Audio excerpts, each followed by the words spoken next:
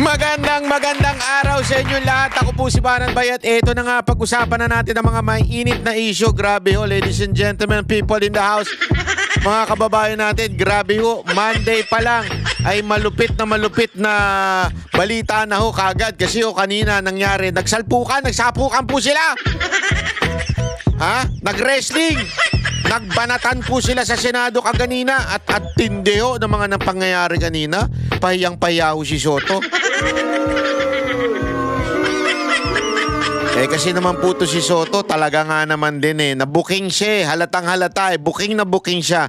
At alam mo ito pa ang kanyang propaganda at pinaniniwalaan niya. Pinaniniwalaan niya na natatakot daw itong, bakit daw ba napapraning sa ilalabas na pagdinig ni Lacson. Lacson, makinig ka na mabuti. Sabi mo may ilalabas kang CCTV. Siguraduhin mo lang may ilalabas ka sa Wednesday, Kasi pag wala, sunog ka. Ibig sabihin, yun lang pala ay diversion lamang para, alam mo yun, para mawala yung attention. Kasi ngayon, ladies and gentlemen, people of the House, House of Representatives, napunta na ngayon sa Senado. Utangina niyan, shit. Hindi, alam mo, ito masasabi ko lang dito Yung una, kay Diskaya ang focus ang focus kay Diskaya, pinangalanan yung mga congressman at yung mastermind. Tapos kinabukasan, nadali. Nadali kagad. Nailipat na kagad sa kamera. At paano nangyayari yun? Dahil nagkaroon ng pagdinig sa kamera at itong isang sinungaling na si Bryce, pinagtututuro itong mga senador. At eto namang senador, na Senate President natin, kesa na kinampihan yung mga kasamahan niya, tila kinampihan pa ang kamera.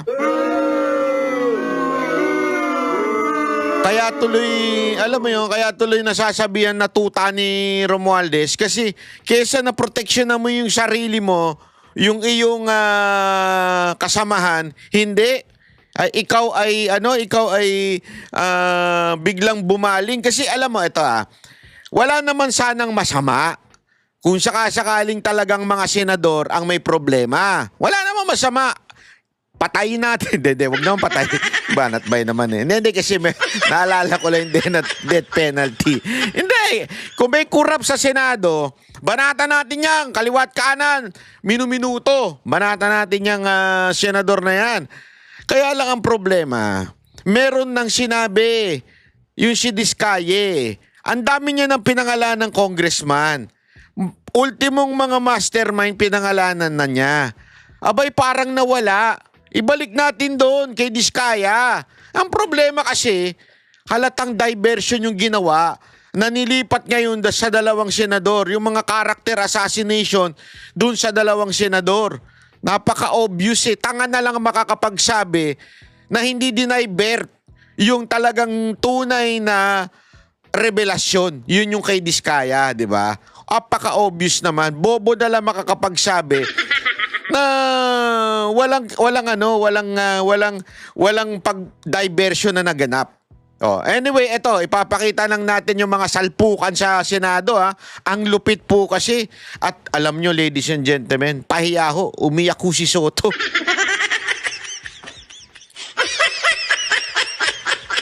Bago tayo sabihan na fake news ni Soto na umiyak siya, linawin natin hindi ho ito literal na umiyak. Ang ibig po sabihin natin ng umiyak is figurative speech. Ibig sabihin po niya, ladies and gentlemen, talagang nadali siya, napikon siya sa mga paratang sa kanya. At alamin natin, yung mga paratang ba ay merong bang basihan? O baka naman wala. Panoorin natin, Mr. President, since nabanggit mo na lang na yung pagpangalaga sa lahat ng miyembro ng Senado ay isang tungkulin ng Senate President. I just would like to bring to the attention of the Senate President. I came across with the news. Ayan. Now, when the Senate President was asked by a certain Christian Esguerra regarding the minority taking up the question about the custody of Bryce Hernandez.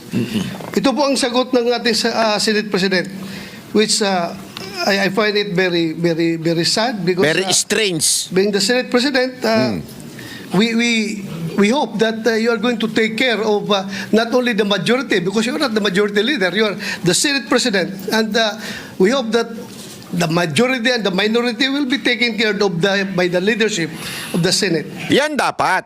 Yan talaga dapat. Ang Senate President, hindi Senate President ng majority lang. Dapat po, Senate President siya ng majority and minority. Ibig sabihin, yung opposition at saka yung administrasyon. Di ba? Dapat Senate President siya ng 24. Ang problema, since may utang na loob siya sa Malacanang, dahil siyang pinalit kay Chis Escudero, kaya tuloy, walang mangyayari dyan. Napaka-obvious ng, alam mo, sa totoo lang, na-frustrate ako dito kay Soto. And if I quote your answer, Mr. President, gimmick yan ng minority. Hindi ba nila naiisip na baka si Martin Romualdez ang tuta ko? Makabintang sila? Tuta daw ni Soto? Si Martin Romualdez, maniniwala ba? Sinong tanga maniniwala doon? Gago! Tuta, pero nung pinakiusapan na wag dalhin sa Senado, hindi mo dinala si Bryce Hernandez. Paano naging tuta yun? Pinakiusapan ka lang, ha? Pwede ba, wag na lang dyan. Sa krami na lang. Eh kung hindi ka pa inaway ng minority, kung hindi ka pa inaway ng nila Marcoleta, nila Bato, nila Cayetano, baka hindi mo dalhin sa Pasay, di ba? Kung hindi pa kayo nagtalo-talo dyan, tapos sasabihin mo, tuta mo si Romualdez. Gago! Napaka, naman, sir? Sinong ginagago ninyo? Yung mga audience nyo sa noon time show. Hindi, hindi, ewan ko, feeling ko, nasanay talaga siya noon time show to eh. Yung, alam mo yun, entertainment, ganun. Ma-entertain lang yung mga tao, okay na. Porque pinagbigyan ko yung TRICOM, tuta na ako. May ginawa ba akong illegal? Yung request ng House of Representatives, illegal? Hindi. Ang gusto ninyo, awayin ko yung House of Representatives on day one. Mamatay sila sa sama ng loob. Hindi illegal pero hindi tama. Ipapaliwanag yan ni Marcoleta kung bakit. Ipapaliwanag din yan ni Cayetano kung bakit. Kasi malinaw po na nakasulat, nasusulat, ika nga. Nasusulat sa rules. Ang problema. Ito problema kasi pag hindi abogado ang Senate President, mahina at yung pag-unawa sa mga salita, hindi kaagad na iintindihan. Alam nyo kasi, napaka-importante niyan. Alam nyo ba sa mga abogado, napaka-importante ng wordings. Yung sabi nga ni Cayetano, hindi na yan yung ini-interpret pa. Kung ano na mismo yung sinabi, yun na yun. Mapaliwanag ko yan ni Cayetano. So, malungkot lang ako doon, dalawang punto, Mr. President. Bakit? Una, yung mamatay sila sa sama ng loob. Bakit naman? Ganun. Kami, Mr. President, hindi mo po kami mapatay sa sama ng loob dahil hindi na po masama ang loob namin dahil tanggap na namin na kami ang minority. Ang kinasama lang ng loob namin is bakit kailangan pang patayin kami sa sama ng loob? Hindi na po masama ang loob namin. Ikaw naman, na namin na kami minority. At pangalawang punto, Mr. President, gimmick lang ng minority yan. Ang Senado po, hindi po ito noon time TV show na... Yun. Alam mo, dahil doon, umiyak si Soto. Again, it's not literal, it's figurative speech. Umiyak si Soto doon, ipapakita ko sa inyo, ha? Video ng umiyak si Soto. Booking. Papakita ko sa inyo, ha? Ipapakita ko sa inyo. Sandali lang. Puro gimmick ang ating tinitikap dito. Kami po ay nag-raise dito ng legitimate issues which requires legitimate attention. So, Mr. President, ako po ay nalulungkot which brings me to my parliamentary inquiry, Mr. President, na yung si Bryce Hernandez yung kanyang custodia was transferred, physical custody, I'm talking about physical custody, was transferred from the Pasay City Police Station to the Senate Sergeant at Arms room. Through yung from Answer. correction, from Camp Crame to Pasay, it was done through plenary action.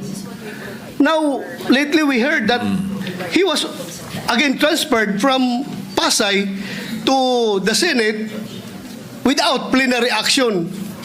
This is my parliamentary inquiry. Kung is a parliamentary action can be subverted by an action which is not a parliamentary action?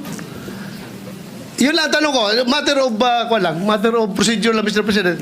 Dahil kung ganun, kailangan klaruhin natin yung ating rules.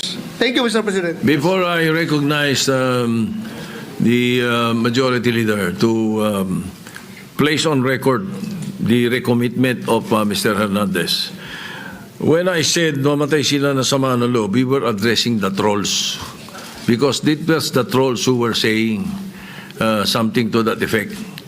Na misunderstood nila completely. No? I'm not supposed to do this. I'm not supposed to answer you here in the rostrum, but I cannot help but do that because you took the floor and parang sinisita mo yung Senate President, which is very unparliamentary. Sinisita? But nevertheless, I will answer Hindi naman you. sinisita. Ano, like, for example, yung sinasabi nila na sumunod daw ako kay Martin Romualdez. Just because I mentioned that Martin Romualdez called me does not mean that ako'y sumunod sa kanya. The request was coming from the House of Representatives, and the request was to retain Hernandez in the Congress. At doon ako hindi pumayag. Is that being tuta? So you cannot help but also think na sasama ang loob ko pag binibintangan ako ng salita. Hindi po ba? So yun. Anyway, mabuti na yung masagot natin yan. At sinasabi ko sa kanila, yung mga trolls, yung mga sinasagot namin. Ngayon, Sir, hindi po kami trolls. Mga tao po kami na nakikita namin na obvious naman na dapat isoli sa inyo. Maligtad kasi. Ito, ipapaunawa ko sa iyo nang maintindihan mo, ha. Ito, ipauunawa ko sa inyo kung nang maintindihan nyo. In the first place, sir, yung si Bryce Hernandez, nasaan po ba siya? Nasa gitna po ba siya? O nasa Senado siya? O nasa Kamara siya? Saan po siya nanggaling, sir? Pakisagot. Ako nasasagot para sa'yo. Nanggaling siya sa Senado. So therefore, the action was dinala siya sa Kamara. Tama, mali? Hiniram siya ng Kamara. Therefore, pag hiniram, ano dapat ang gawin? Ibalik sa Senado. Pinalalabas ninyo na para bagang hindi kayo sumunod kay Romualdez.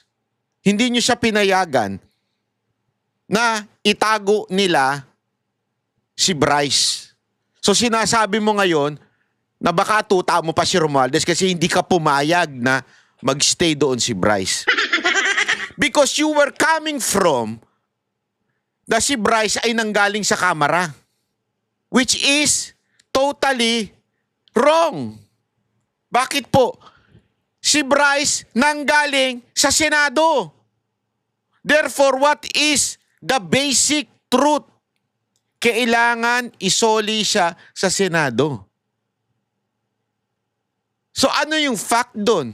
Yung fact doon, hindi siya gustong isole ng Kamara sa Senado. It's not the way you are saying it na tipong sinasabi mo, hindi mo sila pinayagan na i-stay dun si Bryce. Naturalmente. Because in the first place, sa inyong possession yun eh. Nanggaling sa inyo. Yung pagtingin mo mali. Ang pagtingin mo, parang utang na loob nyo sa Kamara kaya hindi mo siya pinayagan. Hindi ganun. Utang na loob ng Kamara na hiniram si Bryce, sir. Wag tayong lumayo doon sa fact na nanggaling yan sa Senado. So therefore, dapat isoli yan sa Senado. Yun. Ngayon, ayaw isoli ng Kamara. Sabi niya, natatakot kasi si Bryce. Kaya doon na lang siya sa Kamara. Ay, putang inang yan. Siya pa talaga ang natakot. Dalawa lang yung quote-unquote binanggit niya sa Senado. At yung dalawang yun, right now, they are minority. Right now, they are in the opposition side. Right now, they are not part of the leadership of the Senate. Matatakot sila. Si Diskaya nga, na sino ang pinangalanan? Yung mga congressman nakakampi nung leader ng Congress. Na mismong leader na si Speaker, pinangalanan ni Diskaya. Siya ang dapat matakot na pumunta doon. And yet, pinayagan ninyong pumunta. Are you seeing this, Soto? Nauunawaan mo ba o talaga nagtatanga-tangahan na lang po kayo, sir?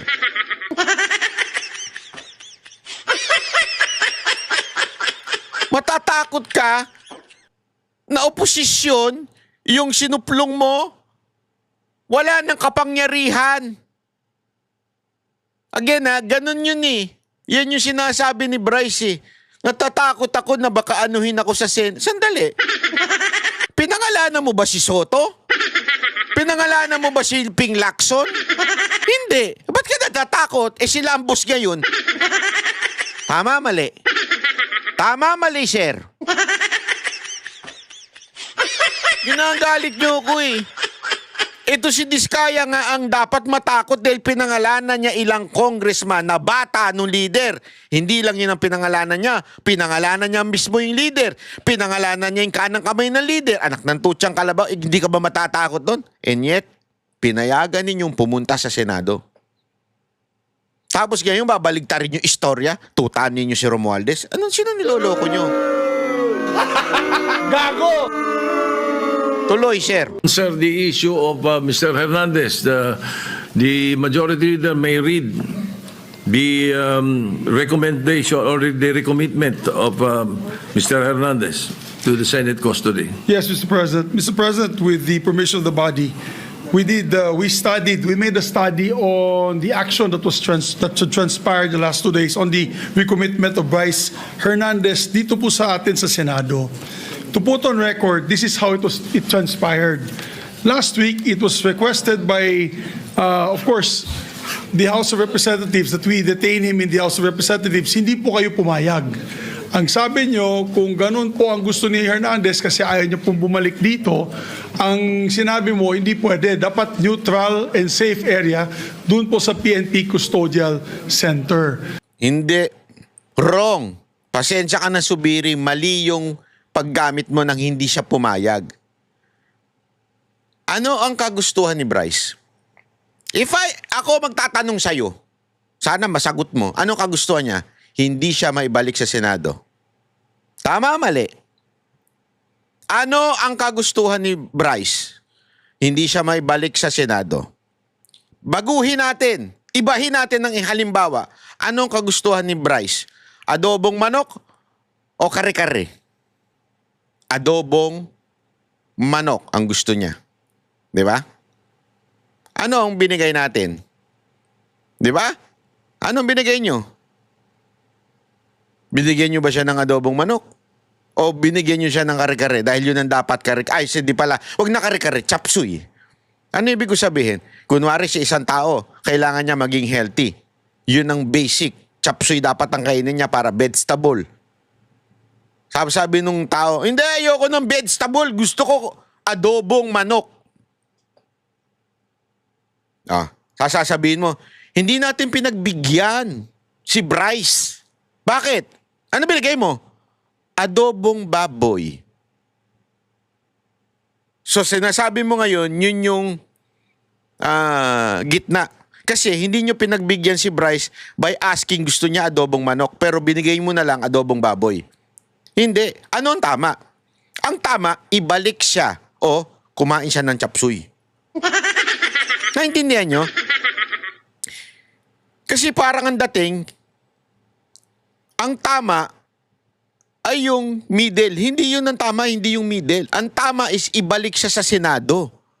Yun ang tama, ibalik siya sa Senado. So, yung kagustuhan ni Bryce, nasunod pa rin. Ano yung kagustuhan niya? Ayaw kong ibalik ako sa Senado. Hindi niyo siya binalik eh. So ano nasunod? Yung kagustuhan niya o yung dapat na ibalik siya sa Senado? So nagkaroon po tayo ng debate dito dahil it was our distinguished colleague Senator Marcoleta who raised the issue that why was he put in the PNP custodial area and not to the Senate detention facility, which was seconded by many of the members of the minority. A debate ensued.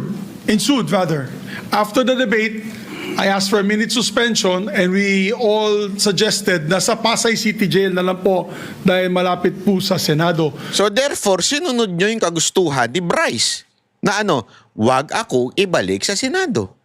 Hindi nyo ibinalik sa Senado eh. Sa Pasay nyo ibinalik eh, inilagay eh. So ibig sabihin, sinunod nyo yung kagustuhan ni Bryce. As simple as that, Mr. Zubiri.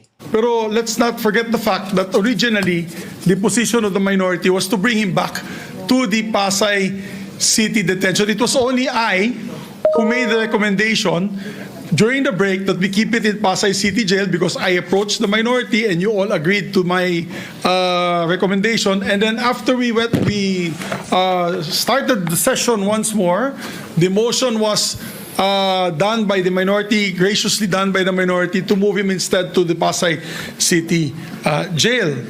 But upon consultation of the chairperson of the Blue Ribbon Committee, Senator Lacson, the Senate President granted the request as the chairperson of the Blue Ribbon Committee requested that he be brought back to the Senate, which was really yun talaga ang posisyon ng gusto ng ating minority at the time para wala ng gulo. Pumayag po kayo na dito na lang sa Senado at may request na rin po for the record. May sulat po si Bryce Hernandez, ang mga abogado niya, na ibalik siya dito at yan po ay confirmed sa kanilang hearing this morning for his writ of amparo before the Pasay City Regional Trial Court. Sinabi po ay doon na lang po ako sa Senado ilagay. So, the Senate President acted on the request na gusto ibalik na lang po dito. Tayo naman po ang tayo naman po ay may kustudiya niya sa kanya. At as a matter of fact, while watching the press con of our distinguished colleague Senator Marcoleta, nung tinanong sa kanya, sinagot po ni Senator Marcoleta ay tama naman po yan. Dapat talaga dito siya sa Senado kasi tayo po ang may kustudiya. Sinabi po ng ating mahal na senador yun. So we also pursuant to Article 6, Section 6 of the rules of the Blue Ribbon Committee, which states, a witness cited in contempt may be ordered to be detained in such a place, be designated by the committee or concurrence of the Senate President by either detention order or commitment order. And under that commitment order, wherein the witness cited contempt refuses to produce documents required of him and her or to be sworn or to testify or maliciously evades or misleads the committee or otherwise. Ngayon, ganito, sinasabi ngayon ni Tony Zubiri na since gusto naman natin ibalik dito, ibinalik natin dito. Alam nyo, meron ako napanood na, nakalimutan ko na lang kung kanino eh. I think it was Soto also na sinabi niya, I think, correct me if I'm wrong, na parang mas maganda nga dito sa Senate eh. Kasi dito aircon, may TV pa. Parang sa isa sa mga interview sinabi niya yun eh. Dun sa Pasay City Jail. Parang to justify yung pagdala ni Bryce Hernandez sa Pasay City Jail, parang sinabi niya, ang pangit-pangit sa Pasay City Jail. Dito sa Senado, kaya mas okay na siya doon para maghirap siya, parang ganun ang dating, di ba? Parang sinasabi niya na tama yung desisyon natin na ilagay sa Pasay City Jail. Kaya lang ganito . Ewan ko kung narinig ni Bryce yun, narinig ng abogado niya yun. parang nung nagdesisyon naman na si Bryce na bumalik na sa Senado, ewan ko kung dahil ba nahirapan siya sa Pasay City Jail, bigla naman ninyong sinunod. Ngayon, nasa Senado na siya. Kaya dito mo masasabi na parang, sandali. Kung ano gusto ni Bryce, yun ang sinusunod ninyo. Nandali, sa mga hindi ko nakakaalam si Bryce Hernandez. Si Bryce Hernandez po yung nagpangalan kay Jinggoy at saka kay Villanueva na bilang kasangkot dito sa flood control project. Pero sa totoo lang, napaka-obvious naman na pagsisinungaling yung ginawa niya sa Kamara. Pero gayon pa man, ang nangyari, noong una ayaw niyang bumalik sa Senate, kaya siya inilagay galing siya sa Kamara, pumunta sa Krame, tapos kunwari, meet halfway daw, dinala na lang sa Pasay City Hall. Pagdala sa Pasay City Hall, ewan ko kung nahirapan yun, kaya biglang nagdesisyon siya. Siya ang nagdesisyon. Siya ang nagsabing, through his lawyer, okay na daw ibalik sa Senate. Kaya nga kini-question siya ng minority. Sino na ba nagdidesisyon ngayon? Hindi, kini-question siya ngayon ng minority. Sino na ba nagdidesisyon ngayon? Si Bryce na ba? Bakit ganun? Kung ano yung ginusto ni Bryce, kung saan siya makulong, dun siya. Ang tindi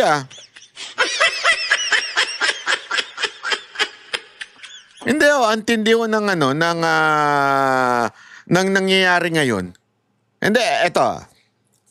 Alam nyo, sa sobrang tinamaan din si Soto, lumabas yung video na tila umiiyak siya. Again, not literal, but figurative. Umiiyak yung kanyang, ewan ko, napikon. Alam mo naman Kami ang boses ng masa, hindi natatakot. Katotohanan lang, di kami nalulunod. Walang bahid ng sismis, lahat ay totoo. Kahit sino ka pa, pag mali ka babanatan ka. Walang pinipili kulay, wala kaming kinikilingan. Basta para sa bayan, kami lalaban. Pag tama palapakan, pag mali banatan, di matitinag, di matatakot. Para sa bayan, tuloy ang sigaw. Sa harap ng kamera, walang halong takot. Mga baluktot, lahat kayo'y tutumba. Ang hustisya at totoo, yun lang ang mahalaga. Kahit sinong harang, di kami matitinag. Walang pinipiling kulay, wala kaming kinikilingan. Basta para sa bayan, kami lalaban. Pag tama palapakan,